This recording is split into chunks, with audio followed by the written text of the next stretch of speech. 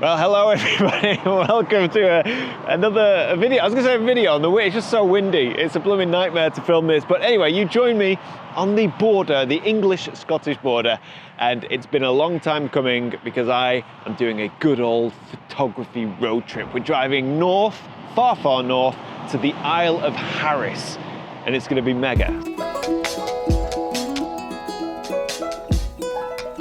So I am in absolutely no hurry at all, so much so that I've stopped to make a cup of tea en route, which I never do. I always just want to get there. Wherever I'm going in the world, I just want to be there. So it's very rare for me to actually stop. But my ferry to Harris doesn't leave the Isle of Skye until tomorrow at 3 p.m. It's a good old classic adventure. I've got all my camera gear. I've got a guidebook of the Outer Hebrides here with Harris and Lewis. So yeah, really, I can't remember the last time I did a multi-day road trip in the van. So we're off, and it's gonna be fun. Onwards to the Isle of Skye.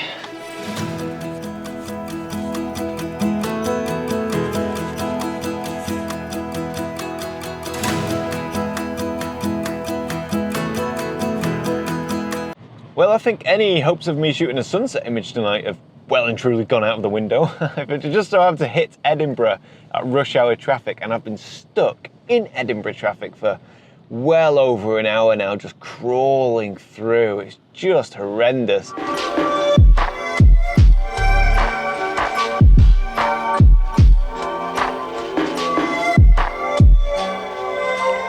So we have arrived at our park up and we have an issue, a bit of a problem. I opened the cupboard to turn on the battery which powers the main van and found this. The main power cable, 12 volt, shattered and in pieces. And I need this, it runs my lighting and my heating. So yeah, and it's 2 degrees Celsius outside, so not good. Yes, all right. So this is my box of supplies that I took with me when I drove my van to Iceland last year, and I have all kinds of stuff in here, tools and spares and bits and pieces, and I packed specifically for any electrical issues within the van. So I've got a soldering iron, I've got some soldering wire, and I've got a few other bits and pieces like wire cutters and that kind of thing. And as well as these tools and bits and pieces, in the glove box of my van is this. This is a 12 volt charger for my old drone, which I no longer have, which means I should be able to take this. This is what I need, this socket, this is the thing that's smashed, and hopefully attach it to the main power cable. I see absolutely no reason why this won't work. So whilst I slowly strip this plug and then hopefully rebuild a new one, let me thank the sponsor of this video, which is NordVPN, and that's actually very fitting because I'm on a road trip with my camera gear and of course my laptop. I'll be editing and posting on the road using public Wi-Fi as well as hotspotting off my own device. So having a VPN is, well, I consider it almost vital in this day and age. All right, please be as simple and as straightforward as the plug that I've got installed. Unfortunately it wasn't. There seems to be some sort of chip or motherboard inside of this plug. So whilst I try to remove it, let me explain what a VPN is. VPN stands for Virtual Private Network, and what that means is that you can connect your computer to a virtual network anywhere in the world. And by connecting to one of these servers, you can trick your computer into thinking that you are somewhere completely different. Motherboard has been removed. Now there's 2 main reasons why I use NordVPN. One is because I really value my privacy and I do not like the idea of being spied on and little tracking cookies implanted in websites and following everything I'm doing and everything I'm looking at and searching. It's just can't deal with that sort of stuff. And the second one is because I do travel a lot and I use public Wi-Fi, and public Wi-Fi has its vulnerabilities where it's quite easy for somebody to essentially spy on your computer, get in there. It's called a man-in-the-middle attack, where they can pretend to be the cafe Wi-Fi, for example, and then they can get any details that you input, such as login passwords for various pages and social medias and all that kind of stuff. So it just protects you against all of that by encrypting your traffic. But look at this.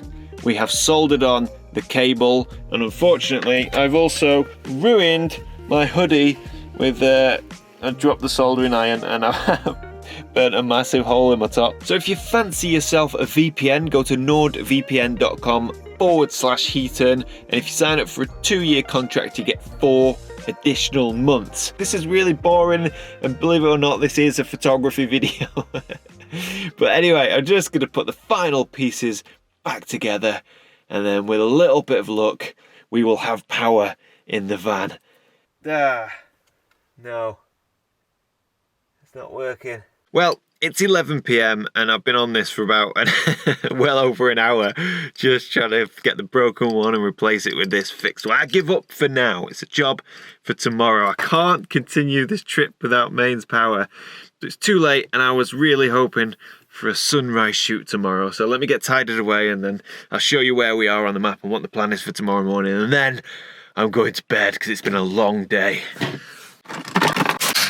So I pulled up next to a lock, which looks promising on Google Maps. All right, let me show you where I am. So I am parked up right on the edge of Loch Garry, and you can see this blue dot's where I am. And if you look in front of the blue dot, we have a group of islands and then a big body of water. So there's definitely potential for a shot tomorrow morning. I don't think the weather's going to be that great. I'm not expecting any light. I'm also not expecting much wind or rain, so who knows what's going to happen. I really have no idea. But just on my doorstep, right outside of the van there should be some kind of beautiful view. And hey, I know I'll take it. The way that today's gone with my broken power cable and getting stuck in traffic, I'll definitely take it. But for now, I think I'm just going to switch off, go to bed, and I'll see you in the morning.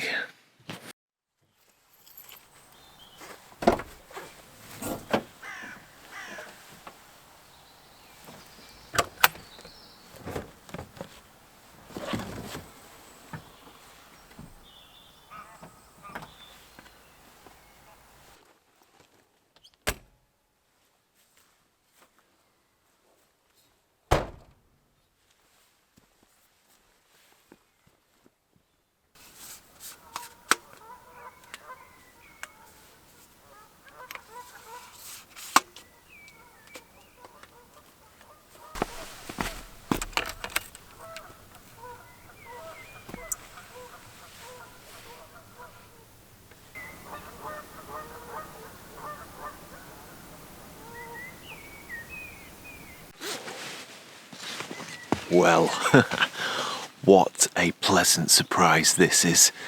Oh man, I woke up this morning, I was tired. I really didn't have a good night's sleep last night at all. It was far too cold. But I tell you what, I am absolutely wide awake now, man. This is fantastic, waking up to this. I've just taken my first shot, which you can see that snow-capped peak there. Well, it's gone now, but just a few minutes ago the moon was out. So I've got this shot, just this mountain and the moon reflecting, and it was just beautiful. Man, I can't believe the conditions we have. And that's just the first shot. If I just spin you around and we look down the loch that way, there's more to be had. So, what a beautiful morning. The shot of the moon rising above the distant shore is just so beautifully simplistic. It's great. I didn't have to think about anything, and I love it when you find compositions where you just immediately see it. You don't need to think about it. You don't need to worry about any filters or any processing you might have to do afterwards. You just know exactly where your camera needs to be. And this was one of those shots, so nice and straightforward. F9, focus on the mountain, just make sure that it's well balanced with the moon and the snow-capped peak. Make sure it's focused, and then fire the shot.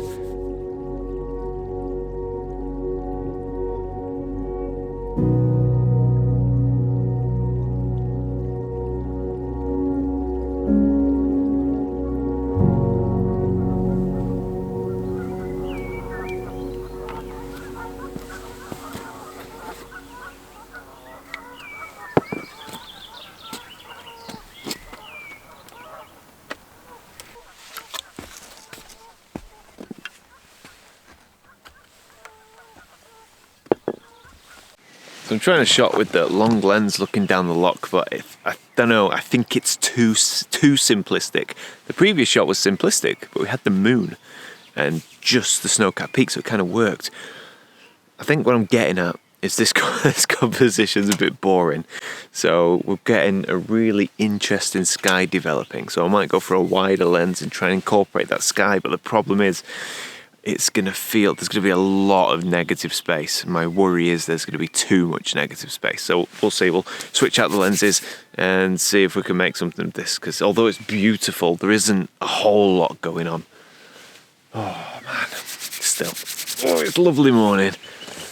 Got the 14 to 30 on. You can see there's a bit of colour developing behind me, which is nice. That's all going to reflect on the scene in front of me, which I'm shooting.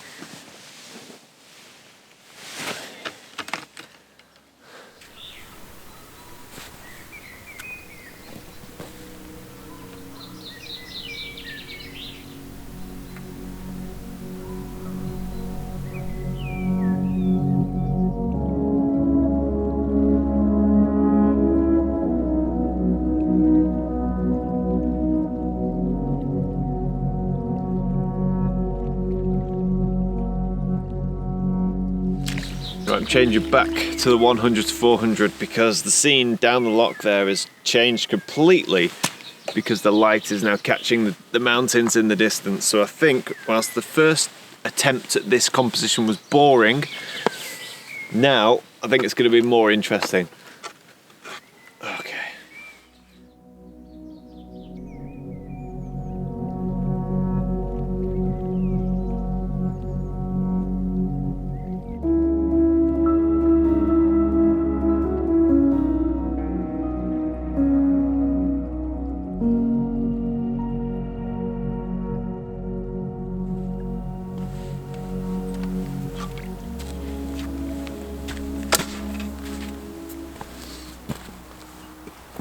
All right, well, I don't think that was too bad of a start to this trip. Considering that I just pulled up at this location in the dark, having no idea, man, we got very, very lucky with conditions. Images, I don't know, they just felt lacking. They felt a bit boring. But, I mean, like, in terms of park-ups, I couldn't have asked for better. The lock is like 30 yards down from the van this way.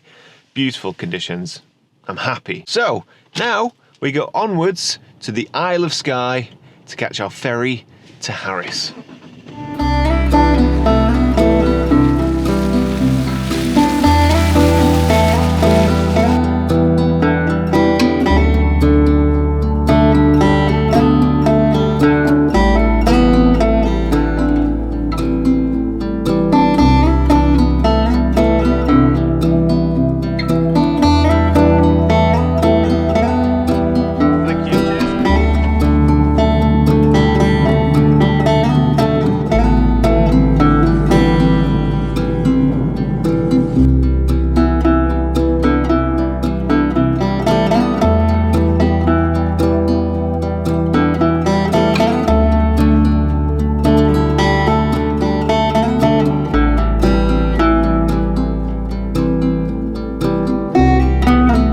Welcome to the Isle of Harris and Lewis.